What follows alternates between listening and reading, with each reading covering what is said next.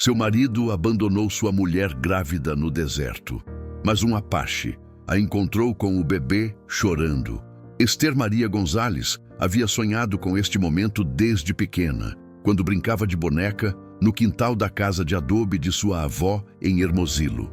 Aos 23 anos, grávida de 8 meses, ela ainda conseguia lembrar do cheiro das tortilhas quentinhas que sua avó Esperança fazia todas as manhãs, do som das orações sussurradas no rosário gasto pelo tempo e das histórias que a velha senhora contava sobre mulheres fortes que enfrentavam as provações da vida com fé inabalável.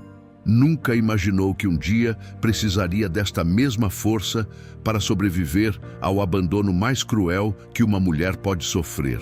A jornada de Esther para aquele momento terrível começou 3 anos antes, quando seus pais, Dom Ricardo e Dona Carmen, arranjaram seu casamento com Joaquim Morales, um comerciante de gado próspero de Ciudad Juárez. Esther havia se apaixonado pela ideia do casamento, não necessariamente pelo homem. Joaquim era 15 anos mais velho. Tinha o rosto marcado pelo sol implacável do deserto e os olhos frios como pedras do rio. Mas ele prometia segurança, uma casa grande, filhos e o respeito que toda mulher mexicana desejava em sua comunidade. Durante os primeiros meses de casamento, Esther tentou ser a esposa perfeita que sua mãe lhe havia ensinado a ser.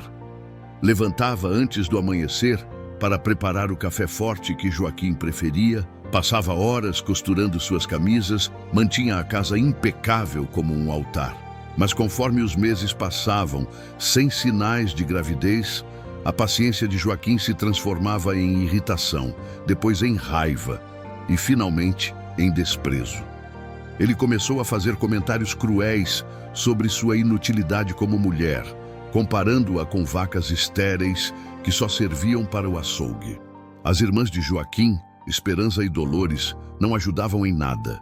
Elas sussurravam pelos cantos da casa sobre a maldição que Esther certamente carregava, sobre como algumas mulheres nasciam marcadas pela esterilidade como castigo por pecados ancestrais.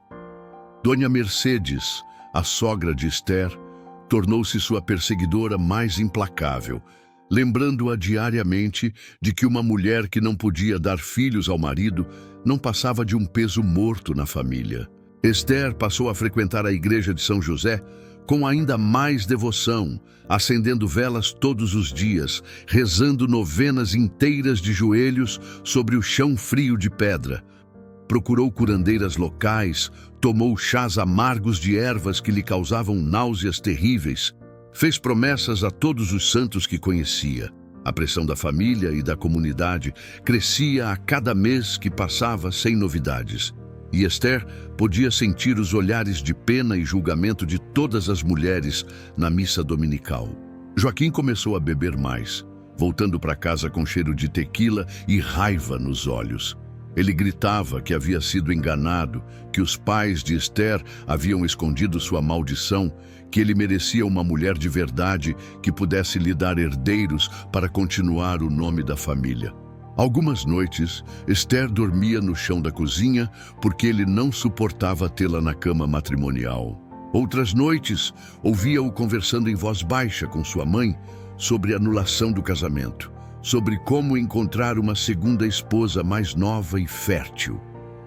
Foi durante o 3º ano de casamento que o milagre finalmente aconteceu.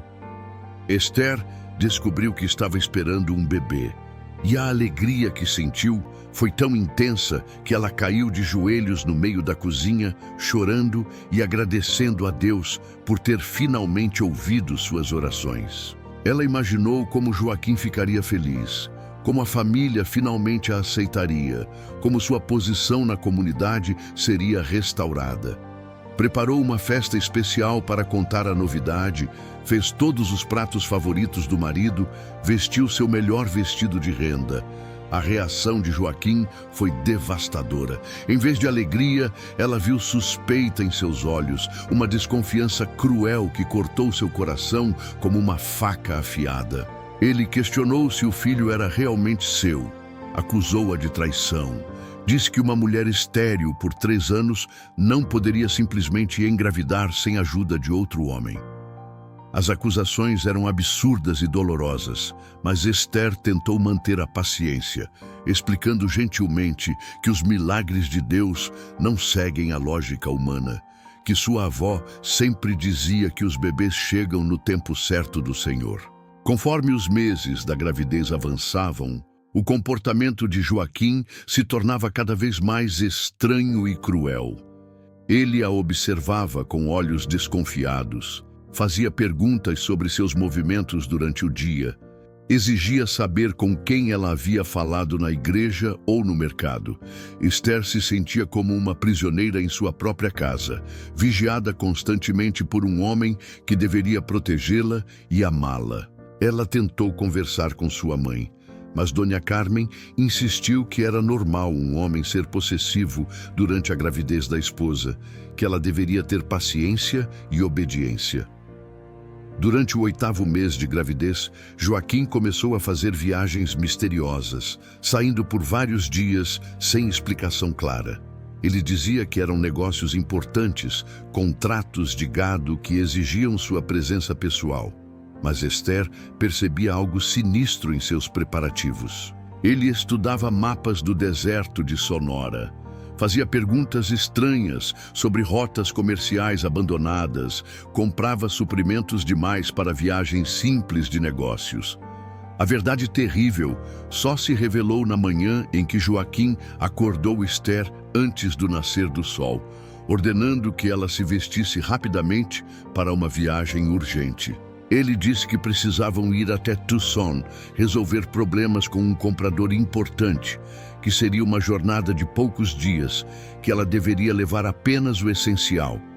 Esther, já no final da gravidez e sentindo-se desconfortável e pesada, tentou argumentar que não estava em condições de viajar, mas Joaquim insistiu, de forma ameaçadora, que ela não tinha escolha. A carroça balançava violentamente pelos caminhos áridos do deserto de Sonora e Esther sentia dores constantes nas costas e no abdômen. O bebê se mexia inquieto em sua barriga, como se pressentisse o perigo que se aproximava. Joaquim dirigia em silêncio, com o maxilar tenso e os olhos fixos no horizonte distante. Eles viajaram por horas sob o sol escaldante, parando apenas brevemente para que os cavalos bebessem água nos poucos poços que encontravam pelo caminho. Foi durante a tarde do 2º dia que Joaquim finalmente revelou suas verdadeiras intenções. Ele parou a carroça no meio do nada, cercado apenas por cactos gigantes e pedras vermelhas que se estendiam até o horizonte. Com voz fria e calculista, ele disse a Esther que não podia mais suportar a vergonha de uma esposa que havia o desonrado, que preferia ser conhecido como viúvo do que como marido traído. Ele havia decidido que era melhor para todos se ela simplesmente desaparecesse no deserto, onde ninguém jamais encontraria seu corpo ou faria perguntas sobre seu destino. Esther não conseguiu acreditar no que estava ouvindo. O homem com quem havia se casado diante de Deus, que havia prometido amá-la e protegê-la na saúde e na doença, estava calmamente explicando como pretendia assassiná-la no meio do deserto. Ela implorou por misericórdia, jurou pela memória de sua avó que o bebê era seu, prometeu que seria uma esposa melhor se ele lhe desse mais uma chance. Mas Joaquim havia tomado sua decisão e nada que ela dissesse poderia mudá-la. Ele a forçou a descer da carroça, entregou-lhe apenas um cantil meio cheio de água e um cobertor fino, e disse que ela podia tentar caminhar de volta para casa se conseguisse. Era uma sentença de morte disfarçada de oportunidade, porque ambos sabiam que uma mulher grávida jamais conseguiria atravessar centenas de quilômetros de deserto sozinha. Joaquim subiu na carroça, chicoteou os cavalos e partiu sem olhar para trás, deixando uma nuvem de poeira e o som cada vez mais distante das rodas sobre as pedras. Esther ficou ali parada por longos minutos, ainda sem conseguir aceitar a realidade do que havia acabado de acontecer. O silêncio do deserto era absoluto, quebrado apenas pelo vento quente que soprava entre os cactos e pelo barulho distante de algum animal pequeno correndo entre as pedras. Ela olhou para o cantil em suas mãos, calculou mentalmente quanto tempo aquela pequena quantidade de água duraria sob o sol implacável, e sentiu o primeiro movimento de pânico real em seu peito. Mas Esther era neta de Esperança González, uma mulher que havia criado 7 filhos durante a época mais difícil da independência do México, que havia enterrado 2 maridos e ainda encontrara forças para recomeçar. O sangue de mulheres fortes corria em suas veias, e ela se recusava a morrer ali como um animal abandonado. Ela escolheu uma direção que lhe parecia mais promissora, onde podia ver algumas montanhas distantes que talvez oferecessem abrigo, e começou a caminhar lentamente, protegendo a barriga com as mãos e economizando cada gota preciosa de água. Os primeiros 2 dias foram uma luta constante contra o calor, a sede e as dores crescentes em suas costas e pernas. Esther caminhava durante as horas mais frescas do amanhecer e do entardecer, procurando abrigo durante o meio-dia sob qualquer sombra que conseguisse encontrar. Ela racionava a água cuidadosamente, molhando apenas os lábios de cada vez, tentando enganar a sede crescente. O bebê em sua barriga parecia inquieto, mexendo-se constantemente, como se também sentisse o desespero da situação. Na terceira noite, as contrações começaram. Esther estava descansando sob uma formação rochosa quando sentiu a primeira dor forte atravessar seu abdômen como um raio. Ela tentou negar o que estava acontecendo, convenceu-se de que eram apenas cãibras causadas pela caminhada e pelo estresse, mas as dores voltaram mais fortes e mais frequentes. Seu corpo havia decidido que era a hora do bebê nascer, independentemente de onde elas estavam ou das circunstâncias impossíveis em que se encontravam. Esther sabia que não tinha escolha a não ser aceitar o que estava acontecendo. Ela espalhou o cobertor sobre a areia entre 2 grandes pedras que ofereciam um pouco de proteção do vento. Bebeu o último gole de água que restava no cantil e se preparou para dar à luz sozinha no meio do deserto de Sonora.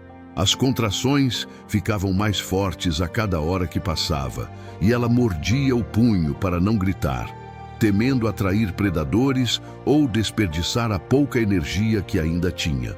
O nascimento foi uma experiência que misturou dor física extrema com terror absoluto e, estranhamente, uma espécie de força primitiva que ela não sabia que possuía. Durante horas, Esther lutou para trazer seu filho ao mundo, guiada apenas pelo instinto e pelas orações que sussurrava entre as contrações. Ela pensava em sua avó, imaginava Esperança ao seu lado, sussurrando palavras de encorajamento, lembrando-a de que as mulheres de sua família eram fortes o suficiente para superar qualquer provação. Quando o bebê finalmente nasceu, com os primeiros raios do sol da manhã pintando o deserto de dourado, Esther sentiu uma mistura de alívio e terror que a deixou tremendo. Era um menino pequeno, mas saudável, com pulmões fortes que anunciaram sua chegada ao mundo com um choro vigoroso que ecoou entre as pedras.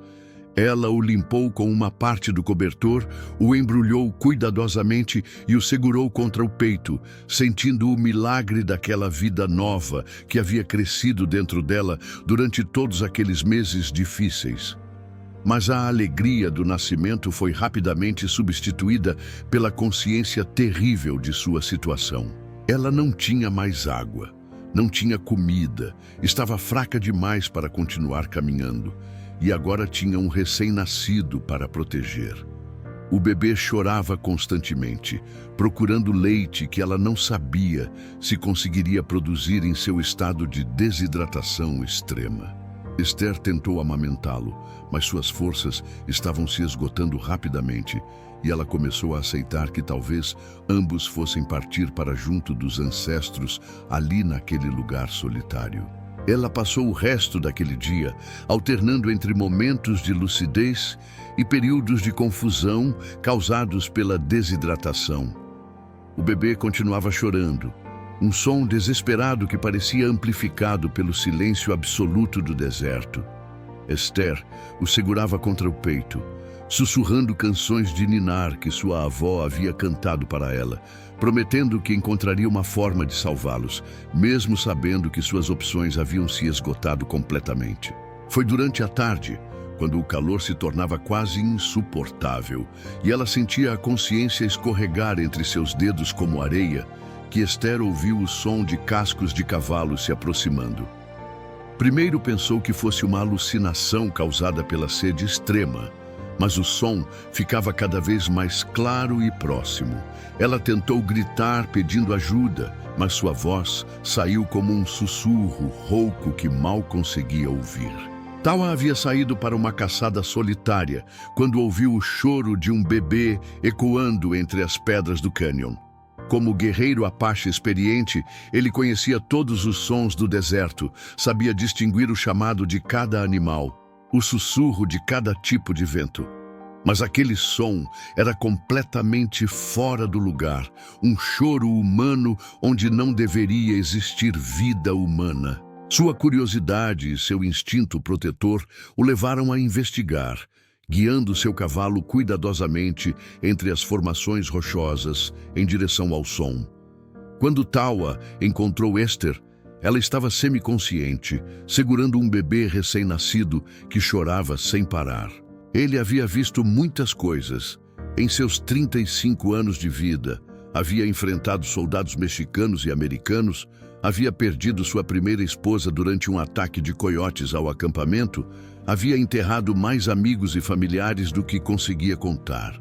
Mas a visão daquela mulher mexicana, claramente abandonada para partir com os ancestros no deserto, o tocou de uma forma que ele não esperava.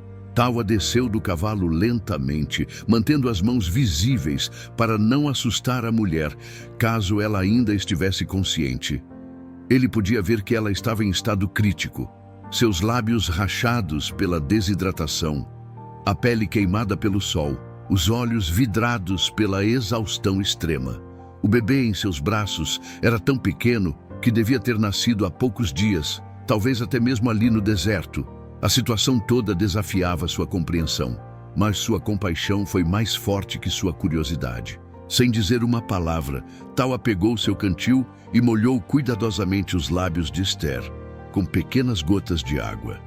Ela reagiu instintivamente, tentando beber mais, e ele permitiu que tomasse pequenos goles enquanto verificava o estado do bebê. A criança estava desidratada, mas viva, e Tawa sabia que ambos precisavam de cuidados médicos imediatos que só encontrariam em seu acampamento.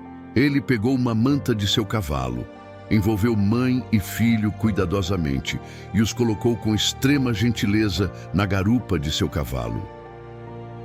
A jornada de volta ao acampamento Apache levou várias horas, durante as quais Tawa parou frequentemente para dar pequenos goles de água para Esther e verificar se o bebê continuava respirando normalmente. Ele falava em voz baixa em Apache, palavras de encorajamento e proteção que ela não entendia, mas que a tranquilizavam pela gentileza do tom. Esther entrava e saía da consciência, mas sempre que abria os olhos, via o perfil forte daquele homem desconhecido que havia aparecido como um anjo enviado por Deus para salvá-los. O acampamento Apache estava localizado em um vale protegido entre montanhas baixas, onde uma fonte natural fornecia água constante e as cavernas ofereciam abrigo durante as tempestades. Quando Tawa chegou carregando a mulher mexicana e seu bebê, causou uma comoção imediata. Alguns guerreiros se aproximaram com suspeita, questionando por que ele havia trazido estranhos para seu local sagrado. Mas a voz respeitada de Ayanna, a mulher medicina mais velha da tribo, silenciou todas as objeções. Ayanna tinha mais de 70 anos e havia passado toda a sua vida adulta cuidando dos feridos e doentes de seu povo. Ela havia perdido 3 filhos próprios durante ataques de soldados mexicanos décadas antes e carregava no coração uma dor que nunca cicatrizara completamente. Quando viu Esther e o bebê recém-nascido, não viu inimigos ou intrusos, mas uma mãe e filho que precisavam desesperadamente de sua ajuda. Ela ordenou que Tauá os trouxesse imediatamente para sua tenda e começou o trabalho de salvar suas vidas. Durante os 3 dias seguintes, Esther flutuou entre a vida e a partida, seu corpo lutando para se recuperar da desidratação extrema e do trauma do parto no deserto. Aiana permaneceu ao seu lado constantemente, administrando pequenas quantidades de chás medicinais, molhando seus lábios com água fresca, aplicando ungüentos curativos em sua pele queimada pelo sol. O bebê foi alimentado com leite de cabra cuidadosamente diluído, até que Esther recuperasse forças suficientes para amamentá-lo adequadamente. Quando Esther finalmente recuperou a consciência completamente, a primeira coisa que viu foi o rosto enrugado e gentil de Aiana, que sorria enquanto oferecia uma cuia de chá quente de ervas. O segundo rosto que viu foi o de Tauá, que havia permanecido por perto durante toda a sua recuperação, verificando constantemente se ela e o bebê estavam bem. Ele tinha olhos escuros e profundos que transmitiam uma gentileza surpreendente para um guerreiro apache. E quando sorriu timidamente ao vê-la acordada, Esther sentiu algo se mover em seu coração que não era apenas gratidão. A comunicação inicial foi difícil, porque Esther falava apenas espanhol e apache, enquanto Tauá falava apache e um pouco de inglês aprendido durante anos de comércio com americanos. Mas Aiana falava um espanhol básico aprendido durante sua juventude, quando os apaches comercializavam regularmente com mexicanos antes das guerras, e ela serviu como tradutora para as primeiras conversações importantes. Lentamente, Esther contou sua história, a traição de Joaquim, o abandono no deserto, o nascimento solitário de seu filho. As mulheres apaches que ouviram a história de Esther ficaram profundamente chocadas e tocadas. Na cultura apache, abandonar uma mulher grávida era considerado um dos crimes mais terríveis que um homem podia cometer. Uma violação tão grave das leis naturais que traria maldições sobre toda a sua família. Elas não conseguiam compreender como qualquer sociedade podia permitir que tal coisa acontecesse e sua indignação se transformou rapidamente em determinação de proteger e cuidar daquela mulher e seu bebê. Aiana tomou Esther sob sua proteção pessoal, declarando que ela e o bebê eram agora parte de sua família estendida. Ela começou a ensinar Esther as tradições de cura apache, mostrando como identificar e preparar plantas medicinais locais, como fazer cataplasmas para feridas, como preparar chás para diferentes tipos de doenças. Esther descobriu que tinha uma aptidão natural para o trabalho de cura. Suas mãos eram gentis e precisas, e ela memorizava rapidamente as lições complexas que Aiana lhe ensinava. Tauá se tornou uma presença constante em suas vidas, ajudando com tarefas práticas, trazendo lenha e água, caçando animais pequenos para garantir que Esther tivesse proteína suficiente para produzir leite para o bebê. Ele também começou a ensinar-lhe palavras em apache, e ela o ensinava frases em espanhol, criando uma linguagem mista única que se tornou íntima e especial entre eles.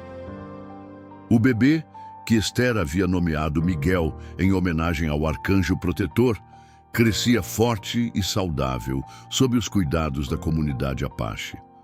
As crianças do acampamento ficaram particularmente fascinadas com Esther e Miguel.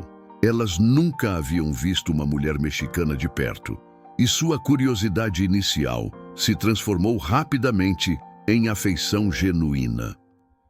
Esther descobriu que tinha um dom natural para trabalhar com crianças, contando histórias de santos católicos, que elas achavam aventurescas, como lendas apaches, ensinando-lhes canções mexicanas simples, ajudando-as com pequenos ferimentos e medos infantis. Uma menina em particular, Quimimela, filha de 7 anos de um guerreiro que havia partido com os ancestros na última batalha contra soldados americanos, se apegou especialmente a Esther.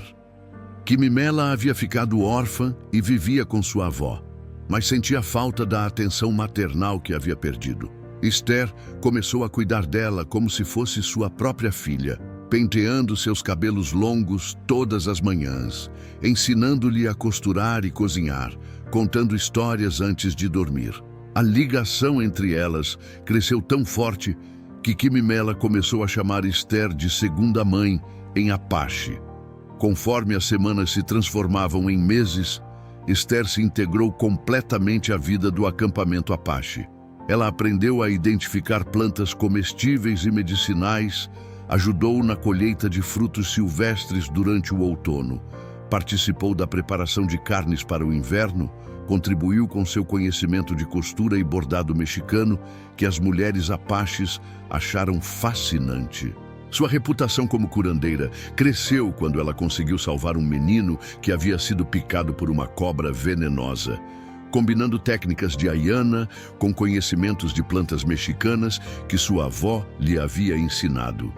O relacionamento entre Esther e Tawa se desenvolveu lentamente e naturalmente, construído sobre respeito mútuo e experiências compartilhadas. Ele era viúvo há 5 anos, havia perdido sua primeira esposa durante o parto de um bebê que não sobreviveu e carregava uma dor silenciosa que Esther reconhecia porque era similar à sua própria experiência de perda.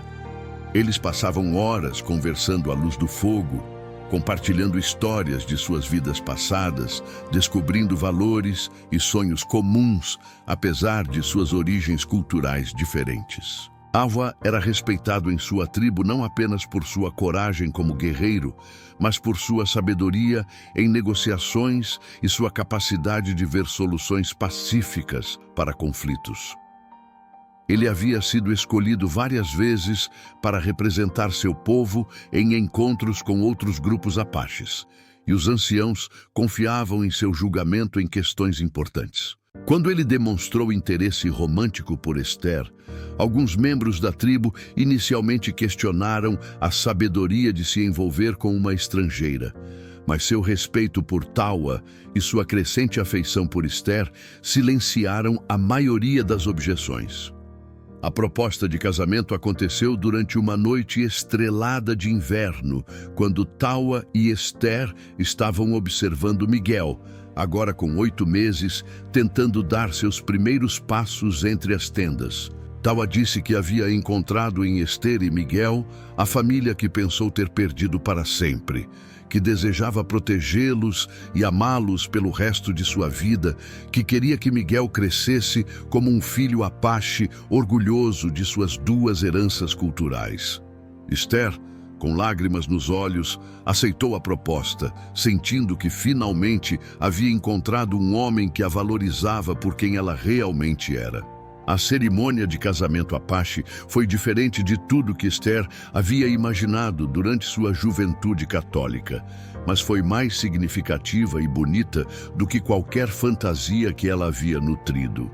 A celebração durou 3 dias, com danças tradicionais, canções antigas, presentes simbólicos dados pelo casal aos anciãos da tribo e bênçãos especiais para Miguel, que foi formalmente adotado como filho de Tawa e membro pleno da comunidade Apache. Esther usou um vestido de couro finamente decorado com contas e penas, feito especialmente para ela pelas mulheres mais habilidosas da tribo. Durante o primeiro ano de casamento, Esther floresceu como nunca havia florescido antes em sua vida. Ela dominava agora o idioma Apache fluentemente, havia se tornado a 2ª mulher medicina mais respeitada da tribo depois de Ayana, e era procurada constantemente por famílias que precisavam de ajuda médica para seus filhos e anciãos. Miguel crescia bilíngue e bicultural. igualmente confortável com canções de ninar espanholas e histórias de guerra apaches, brincando com bonecas mexicanas de palha e arcos miniatura feitos por guerreiros da tribo. Quimimela havia se tornado oficialmente sua filha adotiva, um processo que envolveu uma cerimônia especial, onde Esther prometeu diante de toda a tribo criar a menina como se fosse seu próprio sangue. Awa também se tornou pai adotivo de Quimimela, completando a formação de uma família que, apesar de não estar ligada por sangue, era unida por laços de amor e escolha que se mostravam mais fortes que muitas famílias biológicas. Esther frequentemente pensava em como sua vida havia tomado um rumo completamente diferente e mais feliz do que qualquer coisa que ela poderia ter imaginado durante seus anos difíceis com Joaquim. Foi durante o segundo ano que os problemas começaram. Comerciantes mexicanos que passavam pela região começaram a espalhar histórias sobre uma mulher mexicana que vivia com apaches, descrevendo-a como uma traidora que havia abandonado sua própria cultura para viver como selvagem. As histórias cresceram e se distorceram conforme passavam de boca em boca, até que Esther foi retratada como uma mulher perdida que havia sido capturada pelos apaches e precisava ser resgatada de sua vida de degradação. A situação se complicou quando o padre Sebastián Moreno, um missionário zeloso de Hermosillo, ouviu as histórias e decidiu que era seu dever cristão resgatar aquela alma perdida das garras dos pagãos. Ele organizou um pequeno grupo de voluntários, incluindo alguns soldados aposentados e homens de negócios locais, para uma missão de resgate que ele descreveu como obra de caridade cristã. O padre Moreno havia convencido a si mesmo de que estava fazendo o trabalho de Deus, salvando uma mulher católica de uma vida de pecado e barbarismo. Quando os primeiros mensageiros apaches chegaram ao acampamento com notícias de que um grupo de mexicanos estava se aproximando com intenções aparentemente hostis, Esther sentiu um frio no estômago que não tinha nada a ver com o clima. Ela sabia que seu passado eventualmente a alcançaria, mas havia esperado ter mais tempo para fortalecer sua nova vida antes de enfrentar o julgamento de sua cultura de origem. Tawa e os outros guerreiros começaram imediatamente os preparativos para defender o acampamento se necessário. Mas Esther pediu a eles que tentassem resolver a situação pacificamente primeiro. O confronto aconteceu numa manhã clara de primavera, quando o padre Moreno e seus 12 acompanhantes chegaram às bordas do acampamento Apache. Esther saiu para encontrá-los, acompanhada por Tawa, Aiana e vários outros líderes da tribo, carregando Miguel em seus braços e com Quimimela segurando sua saia. Ela estava vestida em roupas apaches tradicionais, mas usava também um crucifixo de prata que havia pertencido à sua avó, um símbolo de que não havia abandonado completamente sua fé católica. Padre Moreno ficou visivelmente chocado ao ver Esther. Ele havia esperado encontrar uma mulher abatida e grata por ser resgatada, mas em vez disso viu uma mulher saudável, confiante, claramente amada e respeitada por sua comunidade adotiva. Suas roupas apaches eram de alta qualidade. Seu cabelo estava bem cuidado e decorado com penas e contas. Sua postura era ereta e digna. O bebê em seus braços era obviamente bem cuidado e feliz, e a menina Apache ao seu lado olhava para ela com adoração filial. A conversa inicial foi tensa e cheia de mal-entendidos. Padre Moreno insistiu que Esther havia sido sequestrada e estava sendo mantida contra sua vontade, recusando-se a acreditar quando ela explicou calmamente que havia escolhido ficar porque havia encontrado amor, família e propósito entre os apaches. Ele a acusou de ter sido corrompida pelos selvagens, de ter abandonado sua fé cristã, de estar criando seu filho em pecado e paganismo. Suas palavras eram cruéis e julgadoras, ecoando dolorosamente as acusações que Joaquim havia feito anos antes. Esther respondeu com dignidade e paciência, explicando que não havia abandonado Deus, mas havia encontrado uma forma diferente de servi-lo através da cura e do cuidado com os necessitados. Ela descreveu como os ensinamentos de amor e compaixão de Jesus Cristo eram compatíveis com os valores apaches de honra, coragem e proteção dos fracos. Mostrou ao padre as plantas medicinais que cultivava. Explicou como havia salvado dezenas de vidas, usando conhecimentos que havia aprendido tanto de sua avó mexicana quanto de Ayana. Mas Padre Moreno não queria ouvir explicações ou justificativas. Ele havia chegado ali com a mente fechada, convencido de que estava salvando uma alma perdida, e não estava disposto a considerar que talvez Esther tivesse encontrado uma vida melhor e mais plena entre os apaches do que jamais havia tido na sociedade mexicana. Ele exigiu que ela pegasse apenas seu filho e o acompanhasse de volta à civilização, onde poderia ser adequadamente reabilitada e reintegrada à comunidade cristã. Foi então que Tauá falou pela primeira vez, usando o espanhol limitado que havia aprendido especificamente para se comunicar com comerciantes mexicanos. Com voz calma, mas firme, ele explicou que Esther era sua esposa escolhida, que Miguel era seu filho adotivo, que ambos eram membros respeitados e amados de sua comunidade. Ele desafiou o padre a mostrar qualquer evidência de que Esther estava sendo maltratada ou mantida contra sua vontade. Apontou para sua saúde óbvia e felicidade. Descreveu suas contribuições importantes para o bem-estar da tribo. A tensão aumentou quando alguns dos homens que acompanhavam Padre Moreno começaram a sugerir que talvez fosse necessário usar força para resgatar Esther dos selvagens. Mas neste momento, algo inesperado aconteceu. Quimimela, que havia estado ouvindo silenciosamente a conversa em espanhol, que conseguia entender parcialmente, se adiantou e começou a falar diretamente com Padre Moreno em seu espanhol infantil, mas determinado. A menina Apache, de 8 anos, olhou diretamente nos olhos do padre e disse que Esther era sua segunda mãe, que havia cuidado dela quando estava doente, que lhe havia ensinado a bordar e cozinhar, que contava histórias bonitas sobre santos que eram corajosos como guerreiros apaches.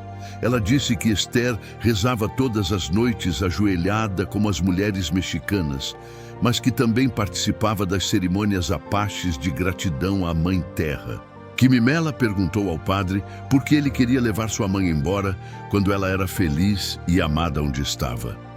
A intervenção inocente da menina tocou alguns dos homens que acompanhavam Padre Moreno, especialmente aqueles que eram pais. Eles começaram a questionar se realmente estava correto separar uma família que claramente se amava, se era justo forçar uma mulher que parecia genuinamente feliz a abandonar a vida que havia escolhido. Mas o padre permaneceu inflexível, insistindo que o que parecia ser felicidade era, na verdade, confusão causada pela influência pagã, que era seu dever como sacerdote salvar Esther de si mesma. A situação estava chegando a um impasse perigoso quando Ayana pediu permissão para falar. A velha curandeira Apache se dirigiu aos visitantes mexicanos em seu espanhol cuidadosamente pronunciado, contando a história de como Esther havia chegado até eles. Ela descreveu o estado terrível em que Tauá a havia encontrado, abandonada para partir com os ancestros no deserto por um marido cruel, tendo dado à luz sozinha, sem ajuda ou compaixão. Ayana perguntou onde estavam os cristãos mexicanos quando Esther precisava de ajuda, porque nenhum deles havia aparecido para salvá-la quando estava realmente em perigo. As palavras de Ayana causaram um silêncio desconfortável no grupo de resgate. Alguns dos homens começaram a fazer perguntas sobre o que havia realmente acontecido com Esther, por que ela estava no deserto, quem era responsável por seu abandono. Quando ficou claro que ela havia sido traída e abandonada por seu próprio marido mexicano e que apenas a compaixão, Apache, havia salvado sua vida e a de seu filho, alguns deles começaram a questionar abertamente se tinham o direito moral de forçá-la a retornar para uma sociedade que havia permitido que tal injustiça acontecesse. Padre Moreno percebeu que estava perdendo o apoio de seus acompanhantes e decidiu tentar uma abordagem diferente. Ele se dirigiu diretamente a Esther, apelando para sua educação católica, lembrando-a de seus deveres como mulher cristã, prometendo que a igreja a ajudaria a encontrar um novo marido apropriado se ela retornasse. Ele pintou uma imagem de redenção e reintegração que parecia generosa superficialmente, mas que ignorava completamente os desejos e escolhas de Esther. A resposta de Esther foi clara e firme. Ela disse que havia encontrado Deus no deserto quando estava mais próxima da perdição, que havia sido salva pela compaixão de pessoas que o padre considerava pagãs, que havia aprendido a servir Cristo através da cura e do amor ao próximo, de maneiras que sua educação católica nunca lhe havia ensinado.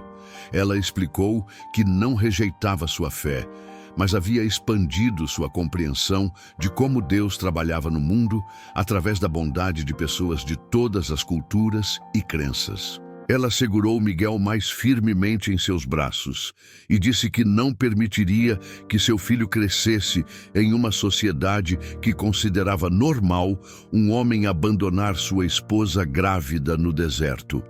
Ela abraçou Quimimela e declarou que não abandonaria a filha que havia escolhido, que havia prometido, diante de Deus, criar como sua própria. Ela se posicionou ao lado de Tawa e afirmou que havia encontrado no casamento Apache o amor e o respeito que nunca havia experimentado no casamento católico mexicano. Padre Moreno fez uma última tentativa, ameaçando Esther com excomunhão se ela permanecesse vivendo em pecado com os selvagens. Mas Esther respondeu que preferia servir a Deus através de ações amorosas, do que ser aceita por uma igreja que fechava os olhos para a crueldade e a injustiça. Ela disse que sabia que Jesus Cristo havia escolhido os rejeitados e marginalizados como seus seguidores mais próximos, que havia encontrado mais cristianismo verdadeiro entre os apaches do que em muitas igrejas mexicanas. A confrontação final chegou quando alguns dos homens do padre tentaram avançar para pegar Esther à força. Mas neste momento, os guerreiros apaches se posicionaram protetivamente ao redor de sua família adotiva, deixando claro que qualquer tentativa de violência seria respondida adequadamente. O número de apaches presentes era significativamente maior que o grupo de mexicanos e todos eram guerreiros experientes lutando para proteger sua casa e família. Mais importante ainda, vários dos acompanhantes do padre se recusaram a participar de qualquer violência. Eles haviam visto com seus próprios olhos que Esther estava genuinamente feliz e bem cuidada, que havia construído uma família amorosa, que estava contribuindo positivamente para sua comunidade adotiva. A ideia de usar força para separar uma família feliz começava a parecer mais cruel do que cristã para muitos deles. Padre Moreno finalmente reconheceu que sua missão havia fracassado. Ele não podia forçar Esther a acompanhá-lo sem causar violência que resultaria na perda de vidas inocentes. E não tinha mais o apoio unânime de seus acompanhantes. Com raiva e frustração, ele declarou que lavava as mãos da situação, que Esther havia feito sua escolha e teria que viver com as consequências, que ela não poderia esperar ajuda da igreja ou da comunidade mexicana no futuro. Enquanto o grupo se preparava para partir, alguns dos mexicanos se aproximaram discretamente de Esther para se desculpar pelo comportamento do padre e expressar sua admiração por sua coragem. Um dos comerciantes, Dom Carlos Herrera, disse que conhecia histórias sobre o abandono dela e sempre havia se perguntado o que havia acontecido. Ele prometeu que quando voltasse para as cidades mexicanas, contaria a verdade sobre sua situação, que ela havia encontrado uma vida boa e digna entre pessoas honoráveis. Depois que os visitantes partiram, Esther se sentiu simultaneamente aliviada e emocionalmente exausta. A confrontação havia forçado-a a articular e defender escolhas que havia feito instintivamente, mas também havia confirmado sua certeza de que estava no lugar certo, com as pessoas certas. Awa a abraçou protetivamente, sussurrando em Apache que ninguém jamais a forçaria a deixar sua família escolhida, que ela havia provado mais uma vez sua coragem e sabedoria. Nos meses que se seguiram, as histórias sobre o confronto se espalharam pelas comunidades mexicanas da região, mas agora com uma perspectiva diferente. Dom Carlos manteve sua promessa, contando a verdade sobre como Esther havia sido salva pelos Apaches e construído uma nova vida respeitável. Outras pessoas que haviam conhecido Joaquim começaram a compartilhar suas próprias observações sobre seu caráter cruel e egoísta, validando a versão de Esther sobre seu abandono. Gradualmente, a percepção de Esther na comunidade mexicana mais ampla começou a mudar de traidora para vítima que havia encontrado uma segunda chance na vida. Alguns comerciantes mexicanos começaram a procurar especificamente o acampamento Apache para trocar mercadorias pelos remédios famosos que Esther preparava. Eles descobriram que ela era uma negociadora hábil, que falava fluentemente espanhol, Apache e agora também inglês básico, tornando-a uma intermediária valiosa para o comércio intercultural. A reputação de Esther como curandeira continuou crescendo, e ela começou a atender pacientes mexicanos que viajavam longas distâncias especificamente para procurar sua ajuda. Mães traziam crianças doentes que os médicos mexicanos não conseguiam curar. Homens vinham procurar tratamento para ferimentos que não cicatrizavam adequadamente. Mulheres buscavam ajuda para problemas femininos que não se sentiam confortáveis para discutir com médicos homens mexicanos. Miguel cresceu, se tornando um menino notável que combinava a beleza física mexicana com a força e agilidade Apache. Ele falava 3 idiomas fluentemente antes dos 5 anos. Era igualmente hábil com arcos apaches e rosários católicos. Conhecia tanto as histórias dos santos quanto as lendas dos heróis apaches. Sua existência feliz e saudável se tornou um testemunho vivo de que crianças podiam prosperar em famílias interculturais quando criadas com amor e respeito por ambas as heranças. Quimimela se desenvolveu em uma jovem mulher forte e confiante que considerava Esther sua verdadeira mãe em todos os sentidos que importavam. Ela aprendeu tanto as habilidades apaches tradicionais quanto técnicas de costura e bordado mexicanas, tornando-se uma artesã excepcionalmente talentosa, cujos trabalhos eram procurados por compradores de ambas as culturas. Sua fluência em espanhol e apache a tornou uma embaixadora natural entre as duas comunidades. Tawa assumiu um papel de liderança ainda maior em sua tribo, parcialmente por causa do respeito que havia ganho por sua sabedoria em aceitar Esther e criar uma família intercultural bem-sucedida. Outros homens apaches começaram a procurar seu conselho sobre relacionamentos e criação de filhos, e sua posição como mediador em disputas internas se fortaleceu. Ele se tornou conhecido por sua capacidade de encontrar soluções criativas que honravam tradições antigas enquanto se adaptavam às realidades modernas. A Iana, agora na casa dos 75 anos, começou a se preparar para passar seu conhecimento de cura para a próxima geração. Ela escolheu Esther como sua sucessora principal, reconhecendo que a combinação única de conhecimento médico mexicano e apache que Esther possuía seria inestimável para a tribo no futuro. O processo de transferência de conhecimento envolveu meses de instrução intensiva, mas também cerimônias sagradas, onde Esther foi oficialmente reconhecida como curandeira principal. A transformação de Esther de mulher abandonada e desesperada para líder respeitada e curandeira renomada se tornou uma história contada e recontada em ambas as comunidades mexicana e apache. Para as mulheres mexicanas, especialmente aquelas que enfrentavam dificuldades em casamentos arranjados ou abusivos, ela se tornou um símbolo de que era possível encontrar uma segunda chance na vida, mesmo depois das piores tragédias. Para os apaches, ela demonstrou que pessoas de outras culturas podiam se integrar genuinamente à sua comunidade sem perder suas próprias tradições valiosas. Anos depois, quando Miguel tinha 10 anos e Quimimela 15, Esther recebeu uma visita inesperada. Sua irmã mais nova, Rosa, havia viajado por semanas, procurando pelo acampamento Apache, depois de ouvir histórias sobre uma curandeira mexicana famosa que vivia com os nativos. Rosa havia enfrentado problemas similares em seu próprio casamento e queria desesperadamente falar com Esther sobre suas opções. O reencontro das irmãs foi emocional e revelador.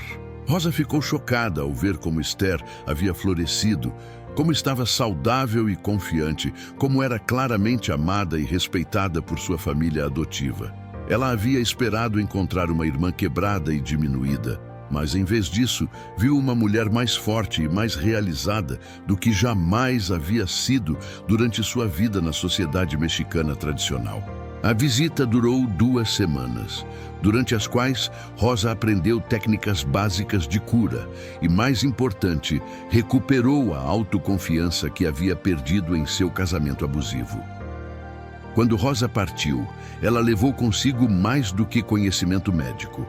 Ela carregava uma nova compreensão de que as mulheres podiam escolher suas próprias vidas, que não precisavam aceitar tratamento cruel apenas porque era considerado normal por suas sociedades. Ela prometeu a Esther que compartilharia discretamente esta mensagem com outras mulheres mexicanas que estivessem sofrendo, que serviria como uma conexão secreta entre o mundo de Esther e as mulheres que talvez precisassem saber que alternativas existiam.